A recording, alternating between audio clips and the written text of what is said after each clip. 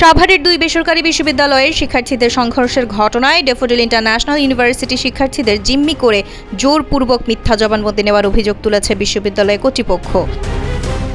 মঙ্গলবার দুপুরে বিশ্ববিদ্যালয়ের প্রধান কার্যালয়ের কনফারেন্স রুমে আয়োজিত সংবাদ সম্মেলনে এ অভিযোগ করেন উপাচার্য অধ্যাপক ডক্টর এম.আর. কবির।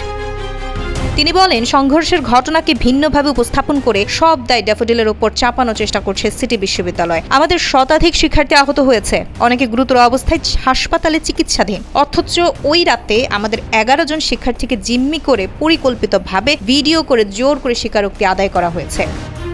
উপাচার্য জানান, ঘটনাটির সঠিক তদন্তে 6 সদস্যদের একটি কমিটি গঠন করা হয়েছে। কমিটি 7 কার্যদিবসের মধ্যে প্রতিবেদন জমা দেবে। পাশাপাশি বিষয়টি বিশ্ববিদ্যালয় মঞ্জুরি কমিশনও পর্যবেক্ষণ করছে। তিনি আরও বলেন, আমরা আইনের প্রতি শ্রদ্ধাশীল। ঘটনার নেপথ্যে প্রকৃত দোষীদের আইনের আওতায় আনতে সব ধরনের আইনগত ব্যবস্থা নেওয়া হবে। পরিস্থিতি বিবেচনায় বিশ্ববিদ্যালয়ের একাডেমিক কার্যক্রম আগামী 31 অক্টোবর পর্যন্ত বন্ধ রাখার সিদ্ধান্ত নেওয়া হয়েছে বলেও উপাচার্য জানিয়েছেন।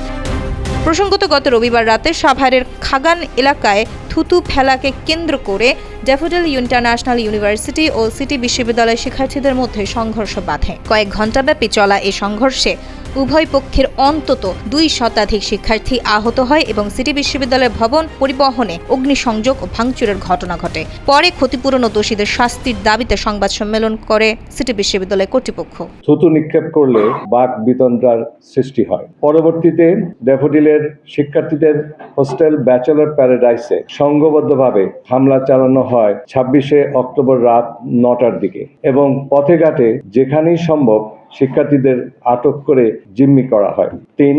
উপরোক্ত ঘটনার পর ড্যাফোডিলের শিক্ষার্থীরা সিটি ইউনিভার্সিটিতে গিয়ে তাদের বন্ধুদের উদ্ধারের চেষ্টা করলে সংঘর্ষের সূত্রপাত ঘটে। 4. বিকেল 3টা পর্যন্ত সিটি ইউনিভার্সিটির প্রশাসনের নির্দেশে শিক্ষার্থীদের জিম্মি করে রাখা হয়। ক্ষতিপূরণের নামে মুক্তিপণ দাবি করা হয় এবং জীবন নাশের হুমকি দিয়ে মিথ্যা জবানবন্দি আদায় সহ মিডিয়া কভারেজ করানো হয়। আহত ও সংকটাপন্ন শিক্ষার্থীদের চিকিৎসা প্রদানে বিলম্ব ঘটে, যা জীবন নাশের প্রচেষ্টার শামিল। 6. আমাদের সকল প্রচেষ্টা ব্যর্থ করে মঞ্জুরি কমিশনের মাধ্যমে হস্তান্তর প্রক্রিয়া সম্পন্ন করা হয়। 7.